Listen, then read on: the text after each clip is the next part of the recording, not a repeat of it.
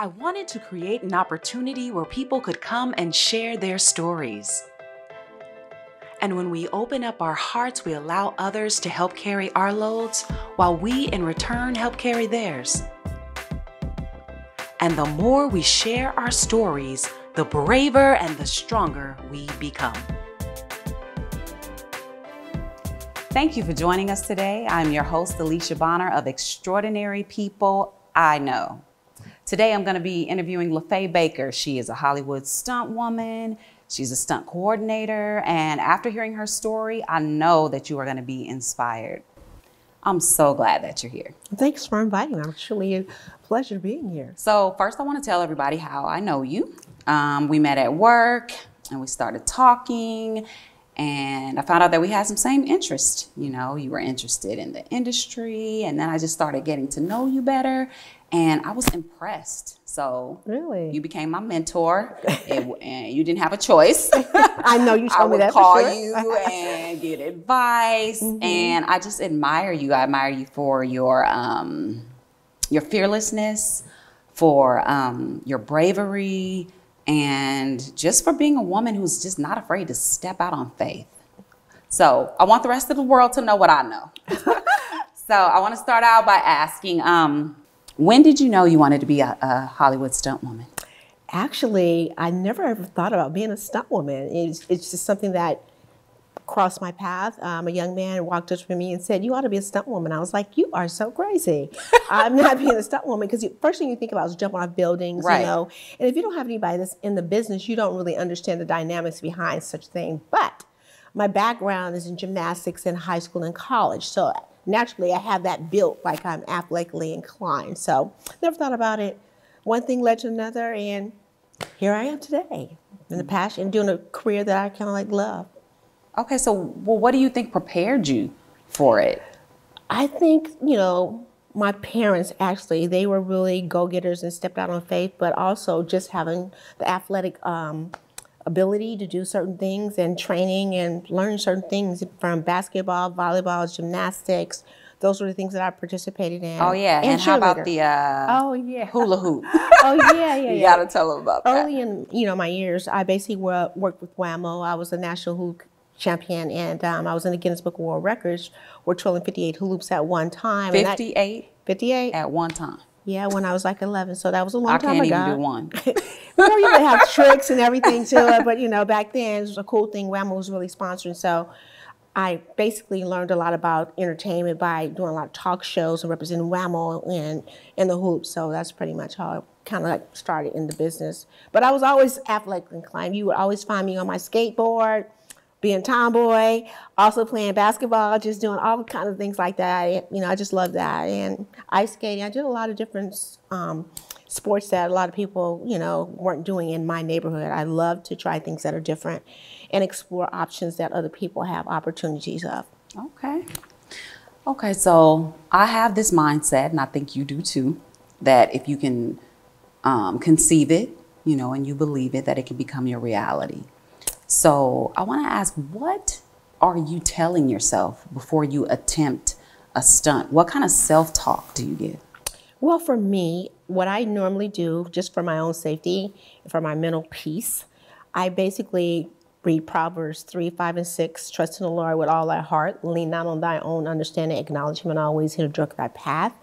The 2 times that I didn't do it, things didn't fall into sync. So I diligently, even if I fly to work on location, I make sure I have that somewhere in my bra, in my pocket somewhere, because I just feel comfortable, because that's my safety net for me. Your safety blanket. I just feel more comfortable. Okay. I don't think it's about being daring or any of that nature. It's just like something that you do because you worked hard, you train, and you perfect your craft, and you try to learn from the best people. And you're observant of certain things.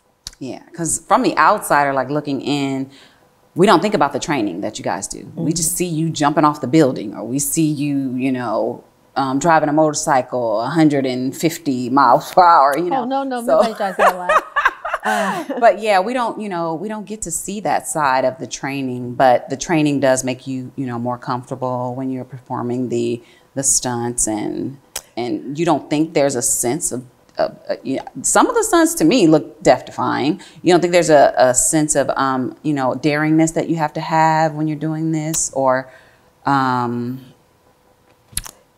fearlessness? We don't consider ourselves daredevils at all because, like I said, we practice and we trained. I mean, there are times when things do happen where you do learn on the set, but most of the time you have different people who are your mentors are telling you the things that you should do because these people have been wherever you're trying to go. Okay. So we don't consider ourselves daring. I think it's an exciting career.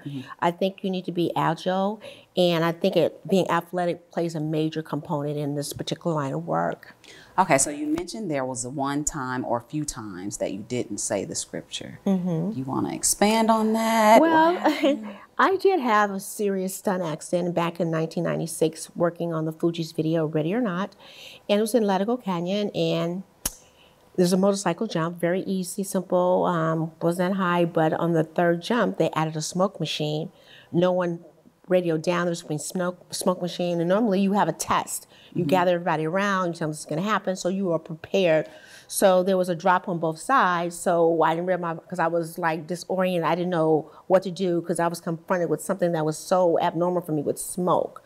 So when that happened, I didn't rip my bike up, and basically I broke both of my jaws at the joint, not shattered, broke at the joint, splattered my mandible in 3 sections. I have like 3 screws on both sides of my jaw and have a plate in my chin.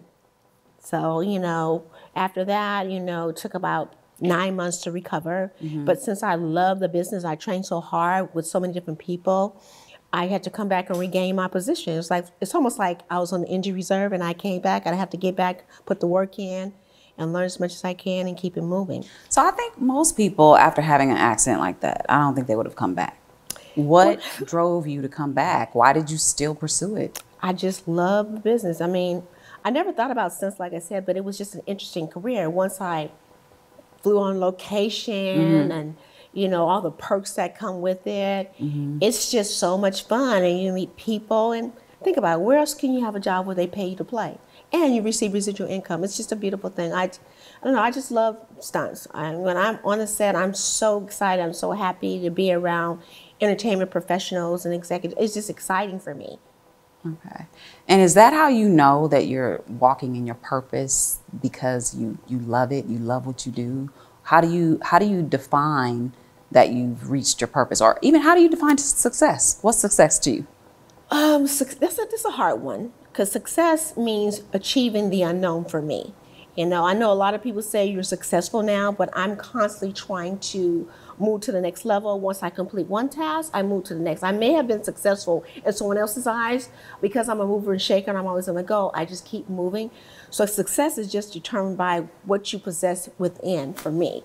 So everyone has a different level of success. But me, I just continue to grow and do the things that I love.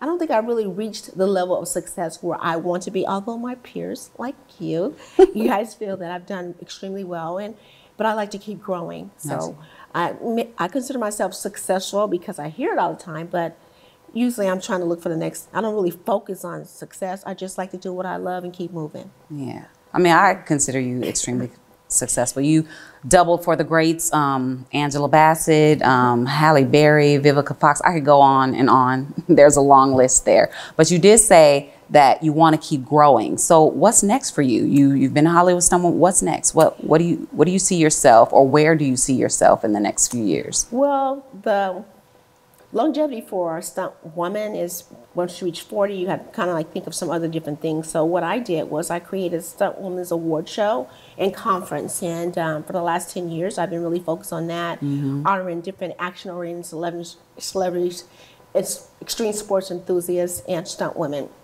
And in the past, I've honored a lot of different people, from Gabby Douglas, Vivica Fox, you know, Patricia Arquette, and the list of people, Sean Robinson, just a lot of different people. And to come with that, there's a stunt coordinating conference that I do to educate other stunt women about thinking outside of the box, about being a stunt coordinator. Because when we got in the business, they told us that women couldn't be stunt coordinators. So now, just trying to open the door and have them think about moving to the next level. So for myself, now I'm trying to really move in that direction. Many years ago, I was the first African-American stunt woman to coordinate a big budget project, which was introducing Dorothy Dandridge.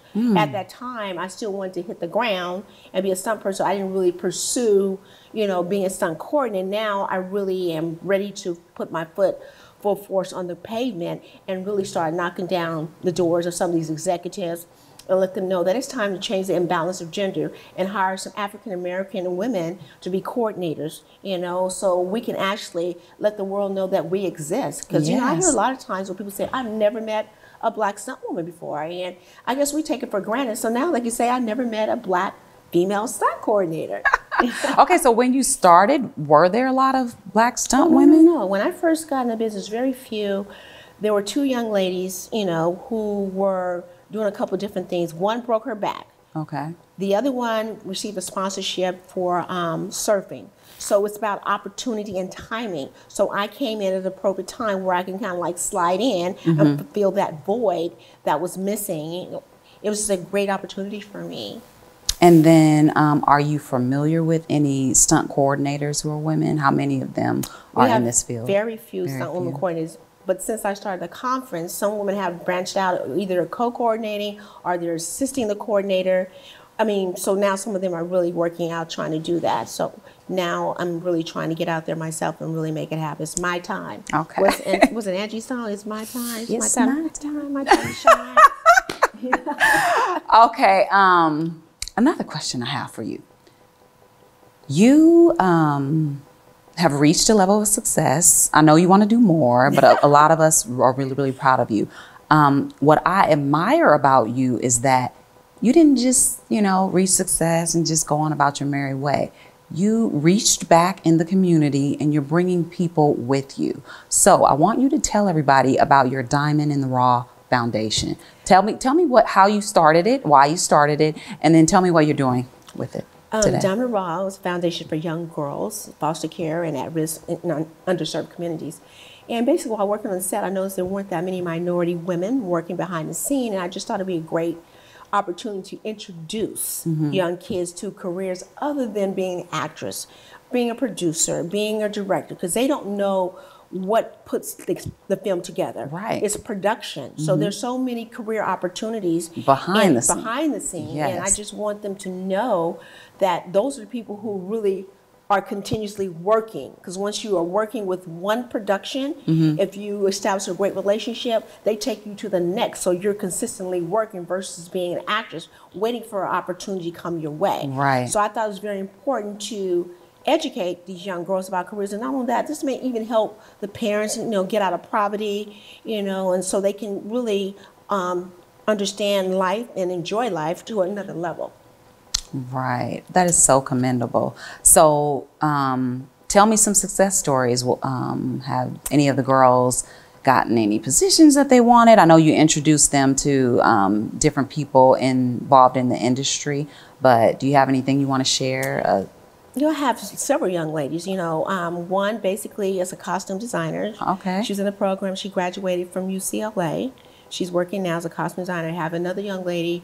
She has created her own space as an assistant camera operator and just doing big things in Atlanta now. And she was like one of the first generations back in 2008, and she's really doing a lot of great things. There's another graphic artist designer. When she was in the program, she did the storyboards, and she was really talented at drawing. So now she's working for a major advertising agency. So those are some of the success stories, and some of our girls are still just entering to college, because they were young, because we start from 12 to 18. I have another young lady, she's attending Cal Lutheran, and she's really, on the move. It's almost like she learned about networking and pitching, because within the organization, I felt it was very important for them to understand how to pitch themselves, how to network, and leave an everlasting impression, because no one taught me that. And I think that it's important that they also have mentors and they learn from the best. And if they see people like them, they'll understand that it is possible. It's definitely possible they can, achieve their goal, or whatever their interest is, or their passion, or their dreams. Yeah, that is so true. I do believe, I'm a firm believer that if you see, positive images of yourself, then you're more inclined to reach success. Because if you don't see it, sometimes you don't think you can do it, Well, I always instill in the girls, if you conceive it, believe it, then you can achieve it. And it's a constant thing that I try to reinforce with them so they can understand. Because it's more important for them to actually see. They even also go on field trips. Like we have entertainment executives that come and talk to the girls about what they do for a living. They go on field trips and they also shoot their own movie. They take something out of a box. Each girl has to pitch that particular object or story, and we select the best pitch, and collectively together they create a story. We actually go out and shoot it, and they crew up with somebody from one of the schools and actually teach them how to work on that position, and we actually premiere their movie amongst their friends and family members. Wow. Is there anything you're afraid of? Is there anything death. I mean, I guess that's one thing, actually, because my mom just passed away in January, and it's just been a struggle for me. So, yeah, when you ask me that, that's the first thing that comes to mind. Okay, well, since you said that, since we're talking about that, and it's something that you're dealing with, who do you turn to? Who is your source of support? Who keeps you motivated? Who comforts you? Because we all are going to have times, when we need that group of support. So who are your people that you turn to? I have a lot of sister friends that keep me on point. They remind me of the accomplishments that I have. They remind me how blessed I am. And, sometimes you need those people to remind you so you can step back and look at whatever is positive, because sometimes we have a tendency to just focus on what the negative is. So I do have the sister friends who keep me on point all the time. Okay. I guess I'll close with saying, what advice would you give your younger self? So there's a two-part question. A, what advice would you give your younger self? And what would you tell the upcoming stunt woman, the young upcoming stunt woman? For myself, I would say never settle. Never settle, and believe in yourself at an early age. And also surround yourself around like-minded people who are going to propel, who are going to encourage you to stay focused and go after your dreams. No matter what your dreams are, have that person who believes in you. And those individuals are out there. So that's one thing. And what was the second question? The second question is, what do you have to say to the upcoming stunt woman, the woman that's just beginning her career? There's 3 Ds that I believe in: dedication, discipline, and determination. I think that's very important with anything that you're doing, and I encourage them to stay focused on those 3 letters, those 3 words, and also respect yourself. Never settle. Be sure you move forward and become comfortable and content with all your decisions that you definitely make. And just try to be the best that you can. Training is very important.